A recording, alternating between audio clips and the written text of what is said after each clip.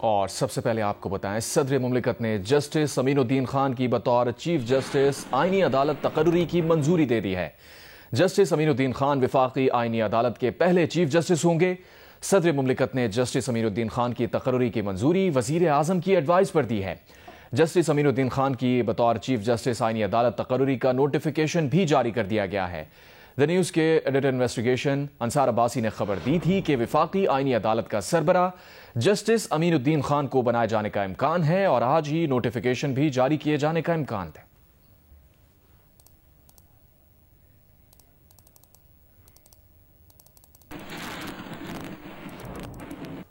Supreme court کے senior ترین جج justice منصور علی شاہ اور جسٹس اطہر من اللہ عہدے سے مستعفی ہو گئے ہیں۔ دونوں جج صاحبان نے اپنے چیمبرز بھی خالی کر دیے ہیں، استعفے صدر مملکت کو ارسال کر دیے۔ جسٹس منصور علی شاہ نے لکھا کہ 27ویں آئینی ترمیم آئین پاکستان پر سنگین حملہ ہے جس نے سپریم کورٹ کو ٹکڑے ٹکڑے کر دیا۔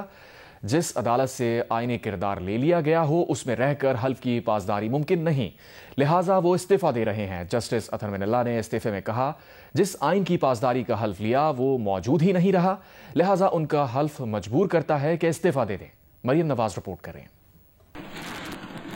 27ویں آئینی ترمیم کی منظوری کے بعد سپریم کورٹ کے دو سینئر ججز جسٹس منصور علی شاہ اور جسٹس اطہر من اللہ نے اپنے عہدوں سے استعفیٰ دے دیا۔ سپریم کورٹ کے سینئر ترین جج جسٹس منصور علی شاہ نے اپنے استعفے میں کہا ہے کہ 27ویں آئینی ترمیم دراصل آئین پاکستان پر سنگین حملہ ہے۔ اس ترمیم نے سپریم کورٹ کو ٹکڑے ٹکڑے کر دیا، عدلیہ کو حکومت کے ماتحت بنا دیا ہے اور آئینی جمہوریت کی روح پر کاری ضرب لگائی ہے۔ جس عدالت سے آئینی کردار چھین لیا گیا ہو وہاں رہ کر حلف کی پاسداری ممکن نہیں۔ جسٹس منصور علی شاہ نے استعفے میں لکھا ہے کہ 26ویں ترمیم میں بھی سپریم کورٹ آئینی سوالات کا جائزہ لینے کی اہل تھی، مگر موجودہ ترمیم نے یہ بنیادی اختیار بھی چھین لیا ہے۔ عدالت کے جج کے طور پر میرے سامنے دو راستے تھے، ایک یہ کہ ایسے نظام کا حصہ بنے رہنا جو اس ادارے کی بنیاد کمزور کرتا ہے، یا پھر غلامی کے خلاف احتجاج کرتے ہوئے الگ ہو جانا، اور میں نے دوسرا راستہ چنا۔ انہوں نے اپنے استعفے میں لکھا ہے کہ 27ویں ترمیم نے قوم کی اعلیٰ عدالت کی یکجہتی کو توڑ دیا ہے، عدلیہ کی آزادی اور دیانت کو مجروح کر دیا ہے اور ملک کو دہائیوں پیچھے دھکیل دیا ہے۔ آئینی نظام میں ایسا بگاڑ ناقابل برداشت ہے، لیکن وقت کے ساتھ یہ درست ہو کر رہے گا۔ جسٹس اطہر من اللہ نے صدر پاکستان کے نام اپنے استعفے میں لکھا ہے کہ ان کا حلف کسی فرد یا ادارے سے نہیں بلکہ آئین پاکستان سے تھا، لیکن آج وہ آئین موجود ہی نہیں رہا جس کی پاسداری کا حلف لیا تھا۔ خود کو یقین دلانے کی کتنی ہی کوشش کروں مگر حقیقت یہی ہے کہ آئین کی روح پر حملہ ہو چکا ہے۔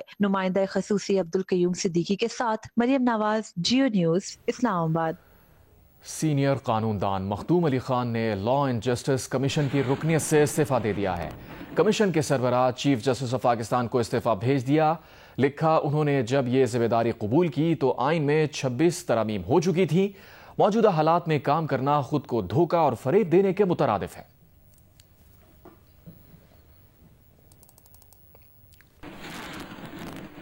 چیف جسٹس پاکستان جسٹس یحییٰ آفریدی نے آج فل کورٹ اجلاس بلا لیا۔ ذرائع کے مطابق اجلاس میں 27ویں ترمیم کے عدلیہ پر اثرات کے حوالے سے ججز سے مشاورت کی جائے گی۔ ذرائع کے مطابق فل کورٹ میٹنگ جمعے کی نماز کے بعد 2 بجے ہوگی۔ اس کے علاوہ چیف جسٹس پاکستان جسٹس یحییٰ آفریدی کل شام جسٹس امین الدین خان کے اعزاز میں عشائیہ دیں گے۔ جسٹس امین الدین خان 20 نومبر کو اپنے عہدے سے ریٹائر ہو رہے ہیں۔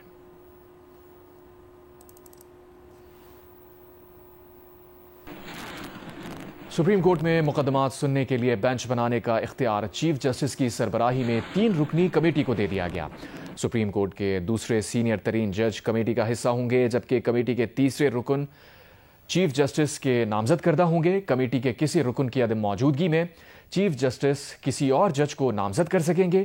کمیٹی بینچ بنانے کا فیصلہ اکثریت سے کرے گی۔ پریکٹس اینڈ پروسیجر سے متعلق شق 191A کو نکال دیا گیا۔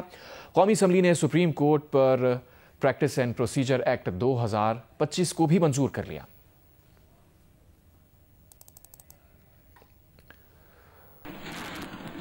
قومی اسمبلی نے آرمی ایکٹ ترمیمی بل کی منظوری دے دی ہے۔ Army chief he chief of defence forces ہوں گے۔ چیف آف ڈیفنس فورسز کی مدت نوٹیفیکیشن کے بعد شروع ہوگی۔ موجودہ آرمی چیف کی مدت بھی نئے نوٹیفیکیشن کے بعد دوبارہ شروع ہوگی۔ نوشین یوسف کی رپورٹ۔ آرمی ایکٹ ترمیمی بل کے مطابق چیف آف آرمی اسٹاف کے ساتھ چیف آف ڈیفنس فورسز کا اضافہ کر دیا گیا ہے. Army chief he chief of defence forces ہوں گے. چیف آف ڈیفنس فورسز کی مدت نوٹیفیکیشن کے بعد شروع ہوگی.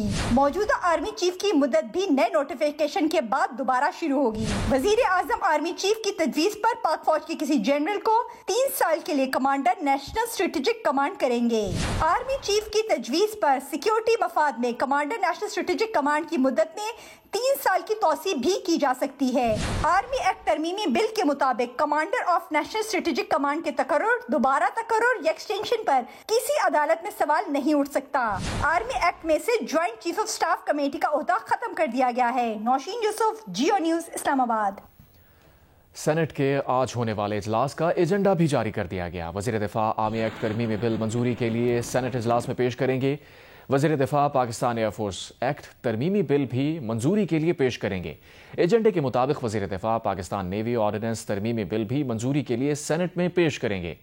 وزیر قانون Azam Nazir Tarar supreme court practice and procedure ترمیمی بل بھی منظوری کے لیے پیش کریں گے. یہ تمام بلز قومی اسمبلی سے منظوری کے بعد سینٹ میں پیش کیے جائیں گے.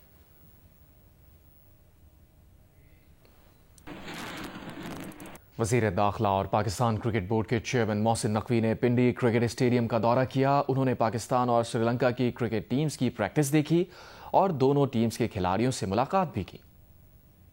محسن نقوی کی ہمراہ سری لنکا کے ہائی کمشنر فریڈی سیراورتنے اور وزیر مملکت طلال چودھری بھی موجود تھے. اس موقع پر محسن نقوی نے سیکیورٹی انتظامات کا معائنہ کیا اور ڈیوٹی پر تعینات اہلکاروں سے ملاقات کی. انہوں نے قانون نافذ کرنے والے اداروں کے جوانوں کو جافشانی سے فرائض انجام دینے کی ہدایت کی. اس کے علاوہ انہوں نے پریکٹس کے لیے موجود سری لنکن کرکٹ ٹیم کے کھلاڑیوں سے ملاقات کی اور دورہ جاری رکھنے پر مہمان کھلاڑیوں کا فرداً شکریہ ادا کیا. محسن نقوی نے سری لنکن کھلاڑیوں سے کہا کہ آپ کی سیکیورٹی ہماری ذمہ داری ہے. آپ کا دورہ پاکستان جاری رکھنا امن کی جیت اور دہشت گردی کی شکست ہے. پورا پاکستان آپ کی محبت اور خلوص کا مقروض رہے گا. محسن نقوی نے پاکستانی کھلاڑیوں سے بھی ملاقات کی. سری لنکن ہائی کمشنر کا اس موقع پر کہنا تھا کہ انہوں نے مختلف ممالک میں خدمات انجام دی ہیں لیکن وہ پاکستان کو اپنا دوسرا گھر سمجھتے ہیں. پاکستان اور سری لنکا نے میچ کی تیاری کے لیے بھرپور پریکٹس کی. دونوں ٹیموں کے درمیان دوسرا ون ڈے آج کھیلا جائے گا. جمعرات کو پنڈی کرکٹ اسٹیڈیم میں پریکٹس کے لیے آنے والی سری لنکن کرکٹ ٹیم کے کھلاڑیوں کا گرم جوشی سے استقبال کیا گیا. مہمان کھلاڑیوں کو ننھے طلباء نے گلدستے پیش کیے. پاکستانی کھلاڑیوں نے بھی سری لنکن کھلاڑیوں کو اسٹیڈیم میں خوش آمدید کہا. فیصل آباد میں سیف سٹی کیمروں کی مدد سے ای چالان کا آغاز کر دیا گیا ہے جس سے ٹریفک قوانین کی خلاف ورزیوں میں کمی آ رہی ہے. ہیلمٹ پہن کر موٹر سائیکل چلانے اور ٹریفک سگنلز کی پابندی کرنے والوں کی تعداد میں اضافہ دیکھا جا رہا ہے. نمائندہ جیو نیوز عرفان اللہ رپورٹ کر رہے ہیں. ماضی میں فیصل آباد کے شہریوں کی جانب سے ٹریفک قوانین پر عمل درآمد کروانے کی کوششوں کو کبھی سنجیدہ نہیں لیا گیا، لیکن جیسے ہی سیف سٹی پروجیکٹ کے کیمروں نے ای چالان پر کام شروع کیا ہے تو شہری ٹریفک قوانین کی پاسداری کرنے لگے ہیں. یہ مجھے بڑی خوشی ہوتی ہے کہ فیصل آباد کے جو ہمارے غیور شہری ہیں انہوں نے اس پیغام کو انڈرسٹینڈ کیا ہے اور اس کی کمپلائنس میں اب 60-70% آپ کو روڈ کے اوپر جب اشارہ بند ہوتا ہے تو لوگ آپ کو کھڑے ملتے ہیں. آپ کا ہیلمٹ کی ویئرنگ اگر آپ دیکھیں، آپ اندازہ کریں پہلے اور اب میں آپ کو فرق محسوس ہو رہا ہے. دوسری جانب شہری بھی اعتراف کرتے ہیں کہ ای چلان کے بعد ٹریفک قوانین کی پابندی میں اضافہ ہوا ہے. پابندی لا گئی ہے کیونکہ کئی لوگ ہیلمٹ پہنتے نہیں تھے تو ہمیں بھی پہلے چاہیے، لیکن میں نے بھی ابھی پہننا شروع کیا جب سے ای چلان شروع ہوا ہے. سیف سٹی حکام کا کہنا ہے کہ ای چلان کا نظام جہاں ایک طرف ٹریفک قوانین کے نفاذ کو بہتر کر رہا ہے تو دوسری جانب اسی بہتری کے نتیجے میں ٹریفک کی روانی میں خلل اور ٹریفک حادثات میں کمی کی توقع ہے. کیمرامین علی اسلان اور محمد عثمان کے ساتھ عرفان اللہ، جیو نیوز، فیصل آباد. تحریک انصاف کے رہنما اسد قیصر نے کہا ہے کہ وہ مستعفی ججز کے ساتھ کھڑے ہیں. کل پارٹی کا اجلاس طلب کیا گیا ہے جس میں آئندہ کا لاہ عمل طے کیا جائے گا.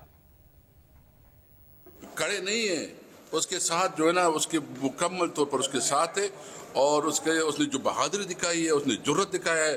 میں سمجھتا ہوں کہ تمام وکلاء کو بھی پورے ملک کو اس کا ساتھ دینا چاہیے. آپ کو کیا لگتا ہے صرف ترمیم کی وجہ سے استعفیٰ ہے یا کوئی اور وجہ بھی ہو سکتی ہے؟ مین یہی ہے نا، اور کیا عدالت تو فارغ ہے. 26 آئینی ترمیم کے بعد اور 27 آئینی ترمیم کے بعد کون سی عدالت رہ گئی ہے؟ سر انہوں نے کہا کہ آئین کو ٹکڑے کر دیا ہے 27ویں آئینی ترمیم نے اور ہمارا کام کرنا بنتا نہیں ہے. سر بالکل ٹھیک ہے، ہم اس کے موقف کی حمایت کرتے ہیں.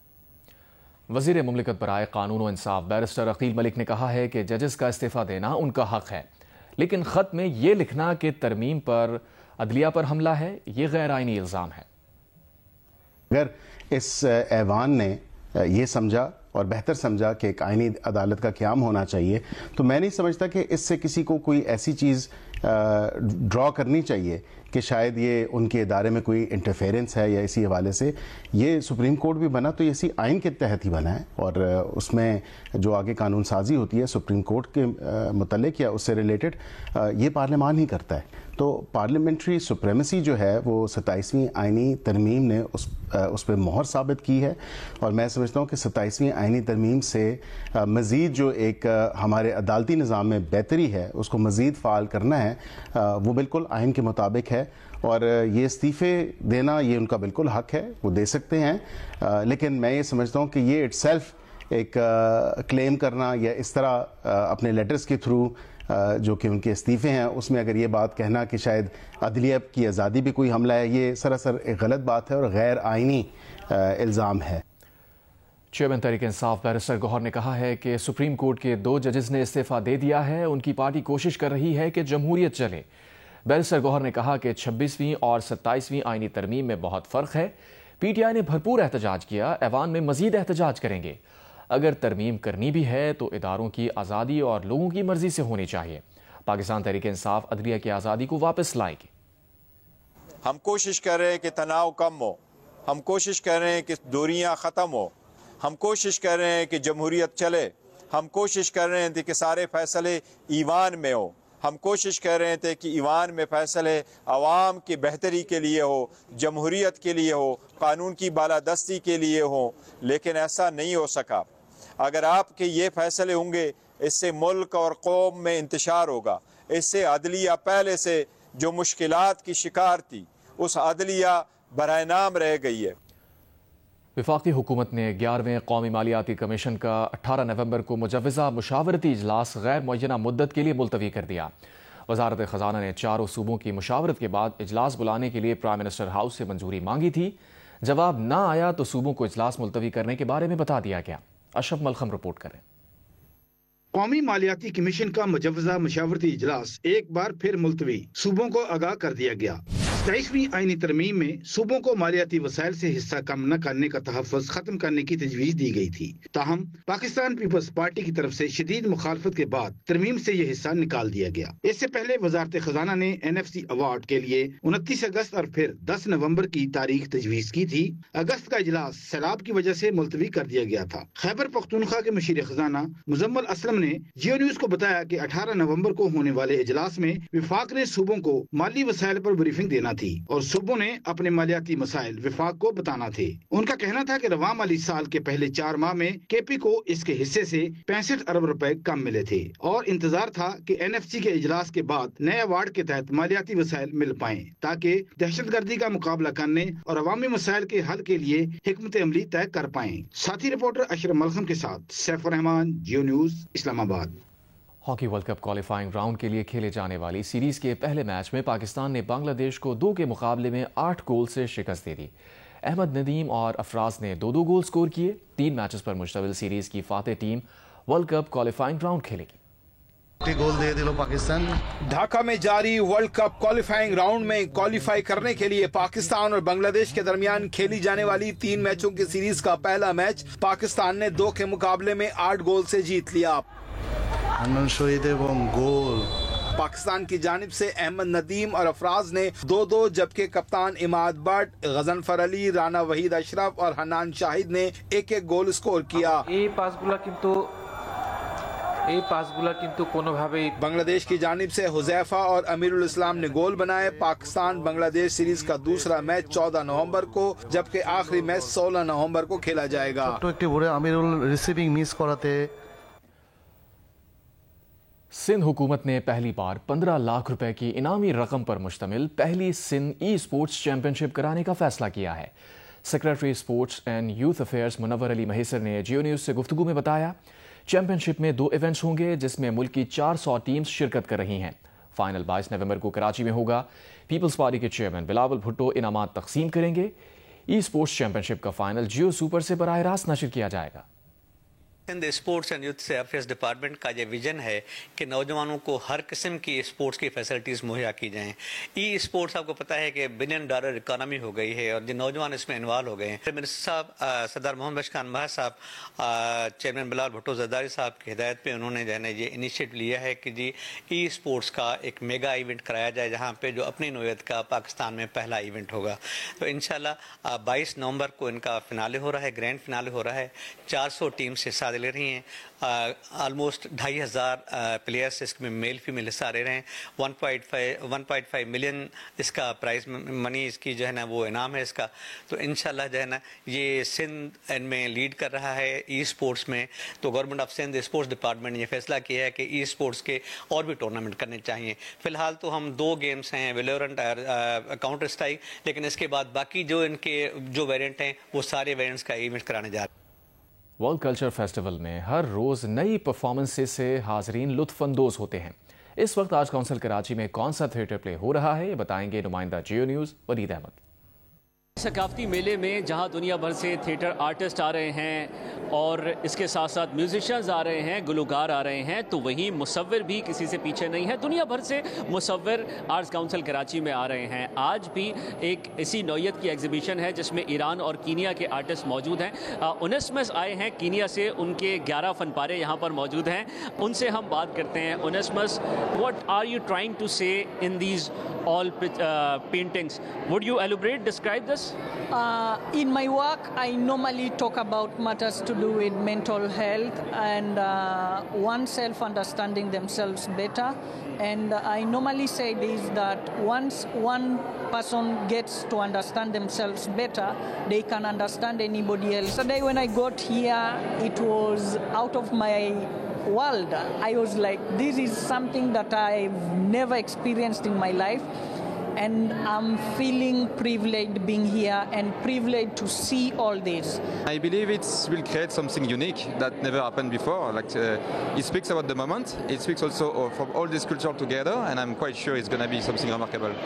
و خیلی من خوشحالم که بازم 2 مرتبه تکرار میکنم خوشحالم که اصلا در این جشنواره شرکت کردم. یکی از افتخارات برای من محسوب میشه.